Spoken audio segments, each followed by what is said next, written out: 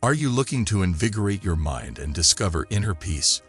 In this video, we will guide you through practical techniques and profound wisdom passed down through generations, allowing you to tap into the limitless potential of your mind and spirit.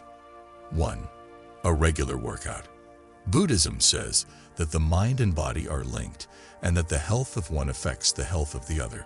Working out regularly is an important part of this connection because it connects the physical and the mental. When we treat our bodies with care and respect, it makes our minds feel good. The Buddha himself believed that people should be active. He told his students to do yoga and walking meditation, which are both good for the body and mind. Yoga helps you become more aware and at peace with yourself by focusing on posture, breathing, and meditation. On the other hand, walking meditation is a way to be fully present in every step we take and bring awareness into our daily lives. In the Buddhist view, exercise is not about getting better at looking good or being physically strong. Instead, it's about taking care of our bodies and keeping them strong and healthy so they can help us with our spiritual practice. It has to do with bringing balance and unity into our lives. Scientists have found that regular exercise is good for our mental health in many ways. Stress and worry are two of the most common things that get in the way of enlightenment. Endorphins are the body's natural mood boosters that are released when we work out. This makes us feel good and happy, which makes it easier to stay in a good mood. Memory, attention, and focus are just a few of the cognitive processes that exercise improves. In Buddhism, this is especially important because you need to be able to concentrate and clear your thoughts in order to meditate and practice mindfulness. Regular exercise can help us focus better, which opens up our thoughts and makes them more open to new ideas. Also, working out can help us become more disciplined and persistent, which are very important in Buddhism. It teaches us to get out of our comfort zones, deal with pain, and keep going even when things get hard. These are very important lessons that we can also use in our spiritual lives. Buddhism also warns against doing too much exercise, which can hurt you and make you tired. To find the right balance, you should work out daily but not so much that you hurt yourself. Part of the middle way is to be moderate, so you don't go too far in either direction of self-indulgence or self-mortification. Including exercise in our daily lives can be a great way to wake up our minds. A short walk in the morning, some yoga, or some stretching can do the trick. In other words, you should do it with full awareness and purpose. As a Buddhist, you need to work out regularly in order to reach enlightenment. It's how we take care of our bodies, build discipline and persistence, and get our heads going. We can improve our spiritual practice by working out regularly, which will make our thoughts stronger, more focused, and at peace. 2. A good diet. According to Buddhist teachings, a healthy diet is more than just enough food to keep the person alive. Mindfulness, compassion, and respect for all living things are all parts of this exercise.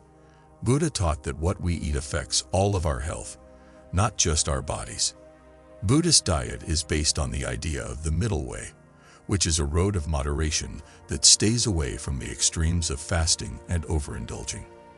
This means having a varied and balanced diet that gives the body the nutrients it needs to work at its best, without going overboard or skipping meals. In Buddhism, mindful eating is one of the most important parts of a good diet. We need to think about what we eat, how we eat, and why we eat. It means enjoying every bite, noticing the different tastes, textures, and smells of the food, and being thankful for the food that feeds us. Listening to our bodies and only eating when we are hungry or full is another part of mindful eating. This is different from eating out of habit, boredom, or worry. The Buddhist practice of ahimsa, which means do no harm, is another important part of a healthy diet. This means choosing foods that hurt other people and the world as little as possible. However, many Buddhists choose to follow a vegetarian or vegan diet as a way to show their dedication to ahimsa. This is not required by the religion. The Buddha also taught that it is important to eat natural, unprocessed things that are good for you. These are foods that are high in fiber, vitamins, and minerals, like fruits, veggies, whole grains, and legumes. Non-healthy foods, on the other hand, like those that are highly processed and high in sugar, salt, and bad fats, are thought to be bad for both physical and mental health. Buddhism stresses how important it is to eat in moderation and balance. This means staying away from the extremes of having too much or too little, as both can be bad for your mental and physical health. Eating a variety of foods in the right amounts is also important to make sure the body gets all the nutrients it needs. Fasting, or not eating for a certain amount of time, is encouraged by Buddhism. People don't see this as a way to punish themselves. Instead, they see it as a way to clean the body and mind, learn self-discipline, and feel compassion for those who are less wealthy. When you follow a healthy diet in Buddhism, you also have to understand how everything is linked. In other words, we need to understand that the food we eat is not just a product. It comes from the land, the sun, the rain, and the work of many beings. It helps us remember how much we depend on nature and how important it is to take care of it. In Buddhism, eating well is more than just a physical thing to do. Being aware, caring, and respecting all living things are important parts of this spiritual practice. We can take care of not only our bodies, but also our minds and spirits by eating mindfully, picking healthy foods, practicing moderation and balance, and realizing that everything is linked. This is how to eat in a way that is truly good and that makes our minds and souls shine. 3. Enough sleep. Buddhist teachings say that sleep is more than just a physical need. It's also a spiritual practice that helps our general health. The Buddha knew how important it was to rest and recharge, and he stressed how important it was to get enough sleep to keep your mind healthy and alert. Following the middle way is at the heart of what the Buddha taught about sleep. This theory tells us to stay away from extremes and find balance in all parts of our lives, even when we sleep. When you don't get enough sleep, you can become irritable, anxious, and have trouble focusing. On the other hand, when you do get enough sleep, you can feel lazy, dull, and unmotivated. To keep your mind clear, focused, and full of energy, you need to find the right mix. It was said that the Buddha slept for 4 hours every night and meditated and taught during the rest of the time. But this doesn't mean everyone should try to get 4 hours of sleep every night. Not everyone needs the same amount of sleep. Pay attention to your body and discover what works best for you. The mind and body can rest and heal while you sleep. Before and during sleep, the body does things to keep the brain and body healthy. For kids and teens, sleep also helps them grow and develop. Not getting enough sleep can hurt you right away, like in a car accident, or it can hurt you over time. For instance, not getting enough sleep on a regular basis can make you more likely to have some long-term health problems. It can also change the way you think, act, learn, work, and get along with other people. Getting enough sleep is very important for mental health. It gets your brain ready for the next day by building new connections that will help you learn and remember things. A good night's sleep can help you learn, remember, solve problems, and be more creative. It's also a big part of controlling our feelings and mood, which helps us handle life's ups and downs with more ease and strength. Not only how much sleep you get, but also how well you sleep is important. The Buddha taught that how we feel before we go to sleep has a big effect on how well we sleep. If our minds are full of stress, anger, or fear before bed, we probably won't get a good night's sleep. This is where meditation and being aware come in. We can train our thoughts to let go of the stresses and strains of the day by practicing mindfulness during the day and meditation before bed. This will help us fall asleep more easily and sleep better. Buddhism tells us to use the time right before bed to think about our lives and be thankful. Thinking about what happened during the day and being thankful for the good things in our lives can help us feel good and calm, which is good for getting a good night's sleep. In Buddhism, getting enough sleep is an important part of waking up the mind. Not just getting enough hours of sleep, but also how well we sleep and how we feel before we fall asleep are important. Finding the right balance, keeping our minds calm, and using the time before bed to think about and be thankful are all things that can help us use sleep to power up our minds and grow spiritually. 4. Meditation and being mindful. In Buddhism, mindfulness and meditation go hand in hand and are the basis for both mental and spiritual growth. As we go through life's challenges, these things give us the tools we need to find inner peace, wisdom, and kindness. Being fully present and involved in the present moment, noticing and accepting our thoughts, feelings, and experiences without judging them, is what mindfulness is all about. It's about becoming more aware of our inner and outer experiences so that we can deal with the problems we face in life with kindness and clarity. But meditation is the practice of focusing the mind, and people often use a certain object, thought, or action to help them stay focused. It is a way to calm the mind, stop the endless chatter of thoughts, and get in touch with who we really are. The goal of meditation is to grow love and kindness. It means having loving kindness for yourself and others, and wanting everyone to be happy, healthy, and free from pain. The goal is to grow a heart that has no limits and is full of love and kindness for everyone. Mindfulness and meditation can have big positive effects on our mental and emotional health if we do them regularly. You can feel less stressed, anxious, and depressed, concentrate and focus better, become more self-aware and emotionally intelligent, and feel more peace, joy, and satisfaction. Mindfulness and meditation can give our brains a boost, making them stronger, more flexible, and wise. They can help us get mentally strong and flexible, which will help us deal with life's problems with calmness and ease. Take a moment to remember that meditation and being aware are not magic tricks or quick fixes. They need commitment, patience, and determination. For them to work, we have to let go of our ideas and ideals, be open to doubt and change, and keep an open mind. 5. Drink water. In Buddhism, water is seen as a valuable resource and a sign of cleanliness, clarity, and change. Water is life. It's not enough to just quench our physical thirst.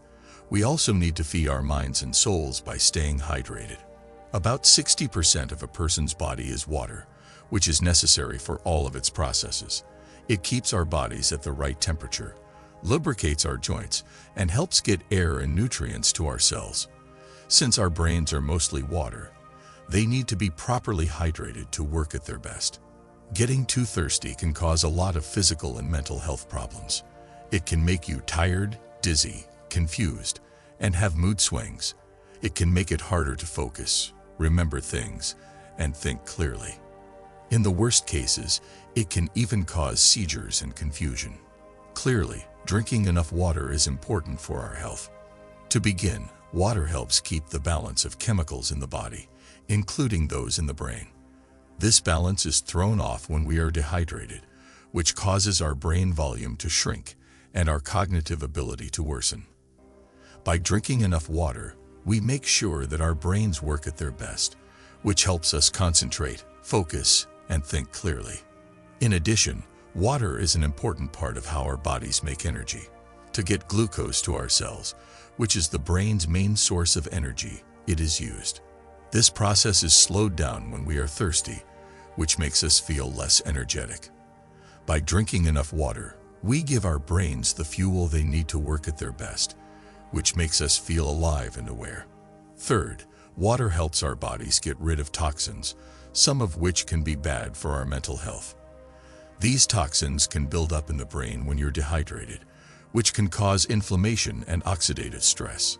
There are many mental health problems that can arise from this, such as anxiety, sadness, and even dementia. By drinking enough water, we help protect our brains from these negative effects, which is good for our mental health and well-being. As well, water is a sign of understanding and kindness in Buddhism. It flows easily and changes form to fit its container, but it stays true to itself. It feeds all living things without preference or intention. Keeping ourselves hydrated not only keeps our minds sharp, but it also helps us understand this deep meaning. Every day we tell ourselves to be like water, flexible, kind, and smart. An easy but effective way to wake up our minds is to drink plenty of water. It helps our brains work better, gives us more energy, and keeps our mental health in good shape. We can also connect it to the deep meanings of water in Buddhism, which tells us to be flexible, kind, and smart. 6. Learning all the time. According to Buddhist beliefs, learning new things all the time is not just about getting new information or skills. You can learn about yourself and get better on this trip, which leads to enlightenment. Truth was important to the Buddha, and he told his students to question, look into, and find out for themselves. To keep learning, you need to keep your mind like a beginner's, open, curious, and ready to take in new information. It means letting go of ideas and beliefs you already have and looking at each moment with new eyes. This doesn't mean we shouldn't learn from the past, but it does mean we shouldn't be bound by it. Do not believe something just because someone told you it. Do not believe something just because a lot of people are talking about it. There's no reason to accept something just because it's written in your religious books. Do not believe anything just because your teachers and older people tell you to. Don't trust customs just because they've been passed down for a long time. If, after careful consideration and observation, you decide that something makes sense and is good for everyone, then you should accept it and follow it. This is what it means to keep learning in Buddhism. It's not about blind trust or obeying without question. It's about using your mind and your own experiences. Finding what speaks to us, makes sense, and helps us grow is what it's all about. As we keep learning, we also keep learning about ourselves. There is a lot to learn about how our thoughts, feelings, and actions affect our lives. It means figuring out our good and bad traits, our strengths and weaknesses, and trying to get better. This is where meditation and being aware come in. They help us become more self-aware, which is the basis for learning new things all the time. Learning from other people is part of continuous learning. It means valuing different cultures, listening to different points of view, and understanding how others feel. It's about making links, helping people understand each other, and encouraging peace. This is where kindness and sensitivity come in. They help us keep our minds open and accepting, which is what it means to keep learning. Learning from life is what continuous learning is all about. It means seeing every event, struggle, win, and loss as a chance to get better. It's about accepting change, getting used to new situations, and finding meaning in hard times. This is where strength and smarts come in. By learning new things all the time, they help us build a strong and flexible mind. In Buddhism, learning new things all the time is not just an individual pursuit, but a group goal. It's about helping other people learn and grow, sharing our knowledge and experiences, and getting inspired and helping each other along the way. This is where helping others and community come in. They help us feel like we belong and have a reason, which is what drives us to keep learning. An important part of Buddhism is always learning new things. Being that way is a way of life and a way to grow.